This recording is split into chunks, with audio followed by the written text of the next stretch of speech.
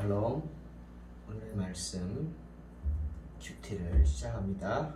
찬송가 453장입니다.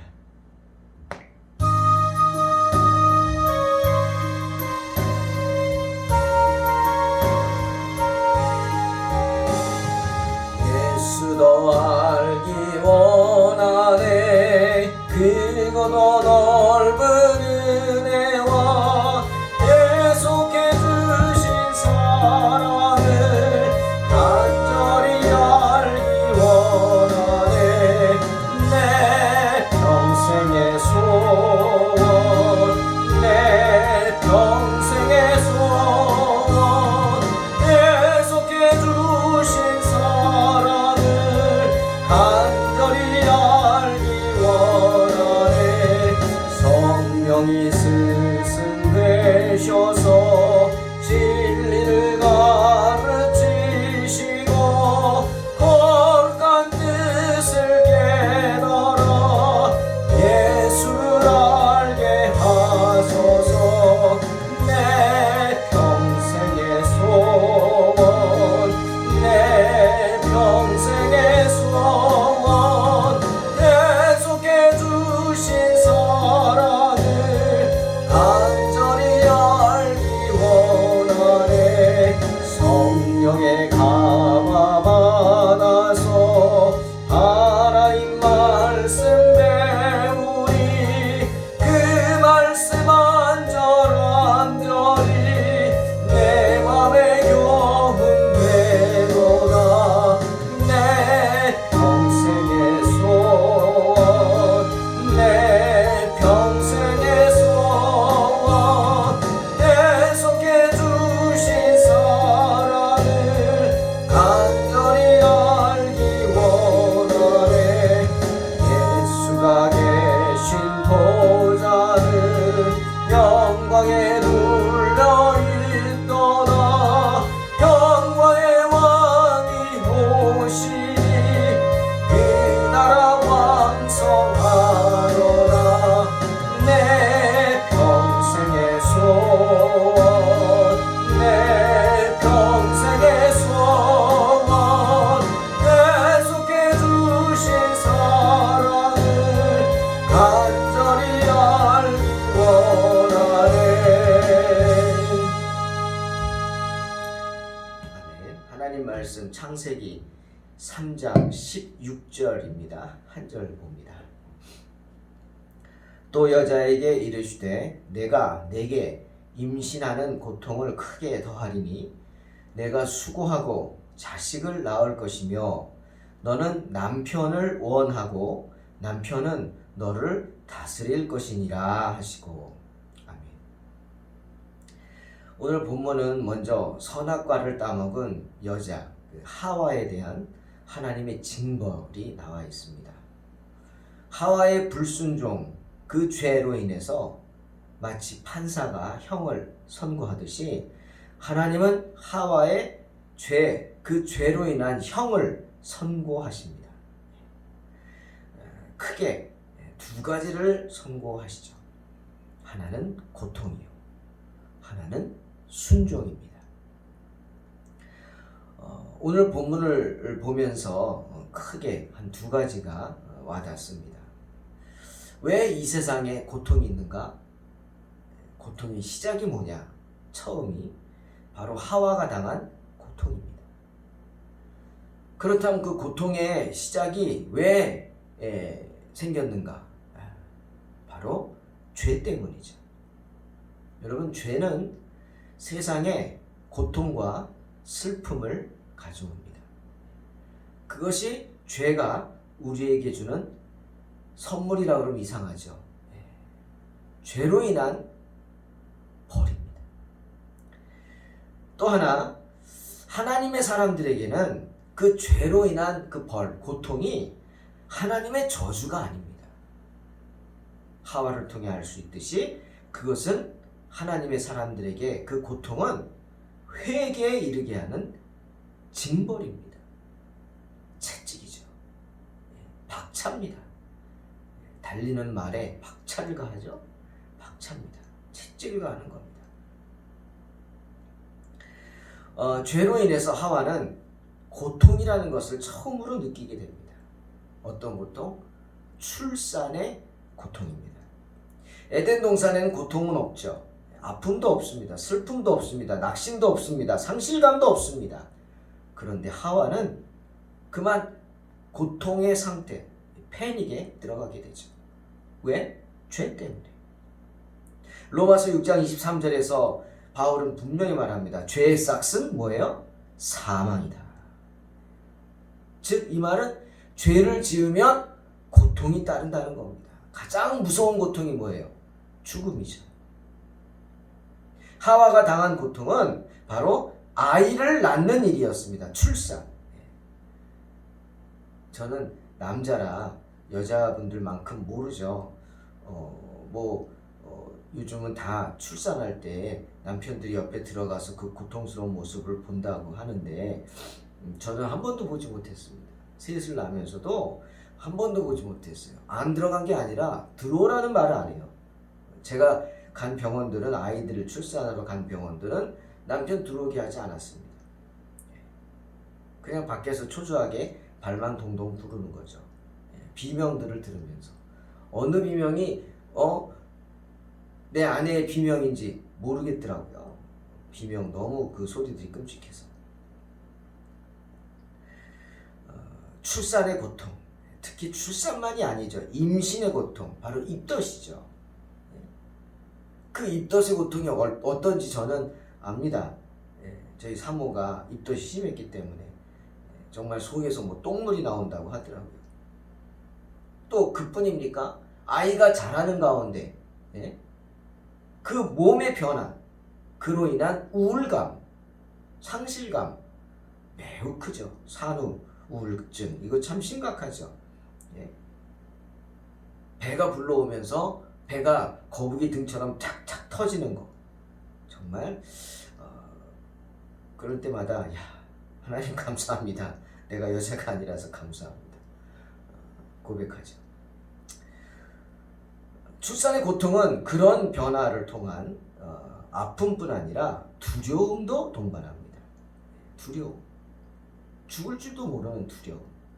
하지만 이 모든 것이 죄 때문이다. 성경은 말씀하시죠.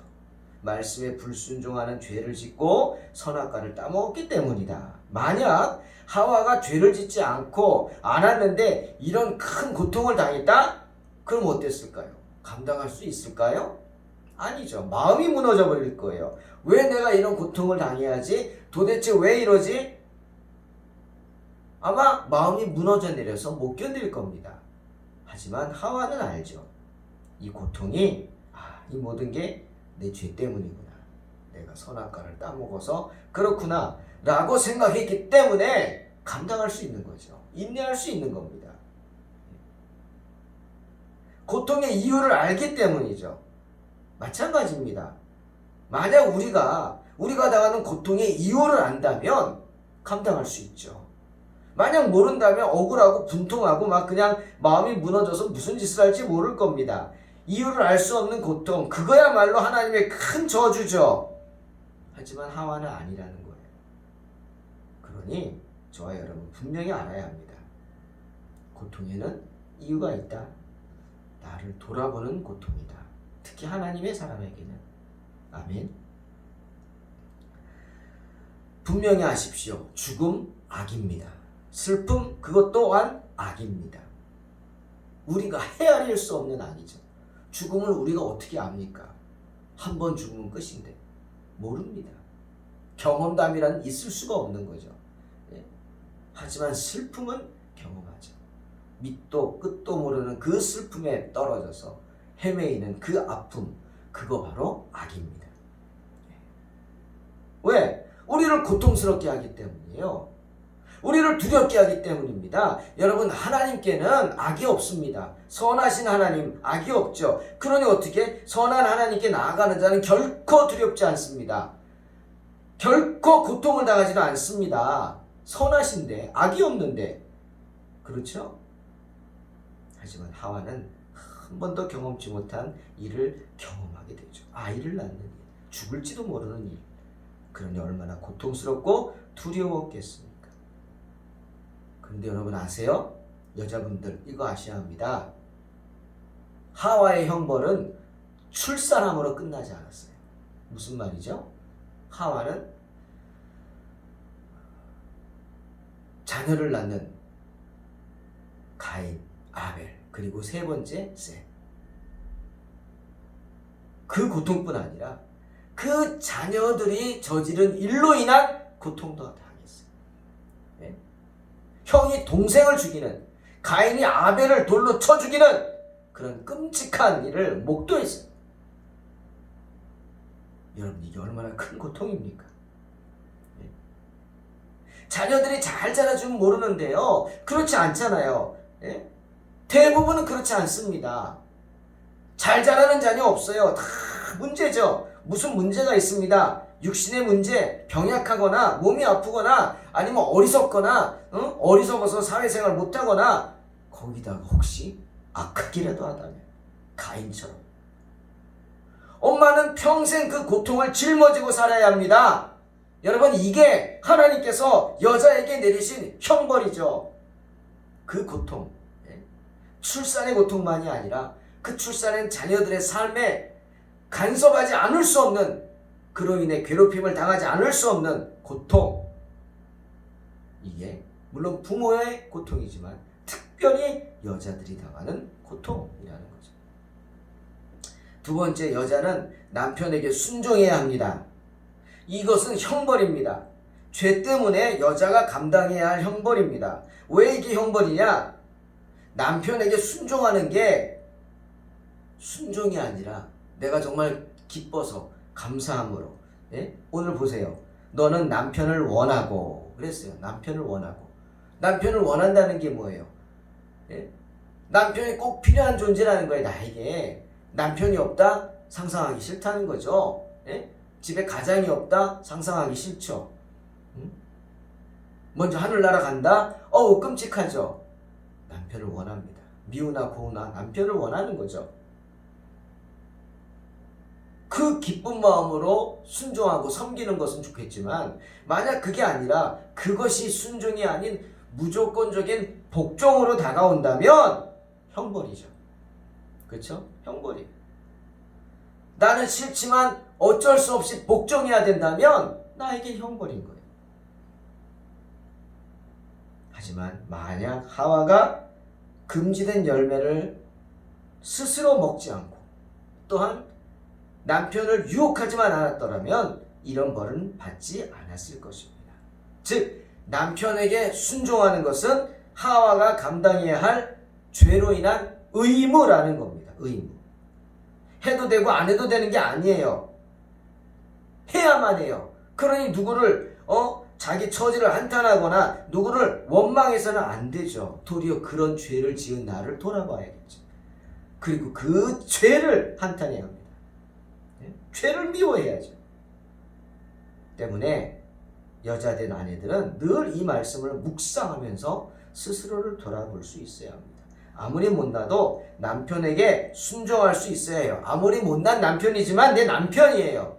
못났다고, 능력 없다고, 경제적 능력 없다, 뭐 남편 구실 못한다, 뭐가 남편 구실인지는 모르겠지만 그러면서 남편을 무시하고 복종하지 않는다면, 그리고 자기만 주장한다면 그런 아내들은 명심하세요. 하나님의 법을 어기는 거예요. 하나님의 선고를 방해하는 회방꾼이에요. 나만 그런 게 아니죠. 이것 또한 사탄의 마귀의 짓을 하는 거죠. 그것도. 왜? 나로 인해서 다른 사람들이 영향을 받아요. 아, 남편은 돈도 못 벌고 능력이 없으면 무시하고 짓밟아도 되는구나. 그냥 식충이라고 생각해도 되는구나. 이게 퍼진다면 그 죄를 어떻게 감당하겠습니까? 마귀의 짓이죠. 그러니 설사 불만이 있고 그렇다 할지라도 어떻게 감당할 수 있어야 돼. 그게 지혜로운 여자죠. 남자는 남자로서 할 역할이 있지만 여자 또한 여자로서의 할 역할이 있다는 겁니다. 그 역할이 바뀌게 되면 심각한 문제가 생길 수 있죠. 하나님이 싫어하시는 것, 하나님 마음을 근심케 하는 것, 하지만 그렇다고 해서 우리 다음 시간에 남자가 받을 벌에 대해 얘기하겠지만 이 관계가 주종의 관계는 아닙니다. 종과 하녀의 관계 그런 거 아니죠. 그런 말 하는 거 아니잖아요. 에베소서 5장 25절 남편들아 아내 사랑하기를 그리스도께서 교회를 사랑하시고 위하여 자신을 주심같이 하라. 그렇게 사랑하라. 골로새서 3장 19절 남편들아 아내를 사랑하며 괴롭게 하지 말라. 베드로전서 3장 7절 남편 된 자들아 이와 같이 지식을 따라 너희 아내와 동거하고 저는 더 연약한 그릇이요 또 생명의 은혜를 유업으로 함께 받을 자로 알아 귀히 여기라. 이는 너희 기도가 막히지 아니하게 하려 함이라. 사랑해야 합니다. 일반적인 주종의 관계가 아니라는 거죠. 섬김의 관계죠. 그리고 우리가 알아야 합니다. 여자들이 당한 이 형벌은 저주가 아니라고 그랬죠. 저주가 아닙니다. 회개에 이르는 징벌입니다.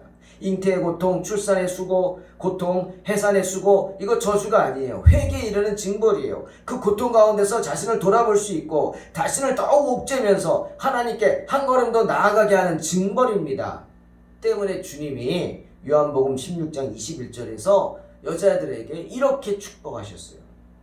여자가 해산하게 되면 그때가 이르렀으므로 근심하나. 그렇죠.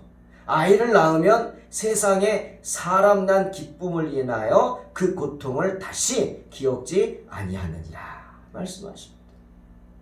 그 고통 속에 하나님의 진노만 있는 게 아니라는 거예요. 하나님의 크신 자비가 있어요. 무슨 자비? 생명의 탄생. 나로 인해 새 생명이 탄생할 수 있게 하는 나는 주님 말씀처럼 생명의 은혜를 유업으로 받을 자예요. 그런 축복이 그 가운데 있다는 거예요.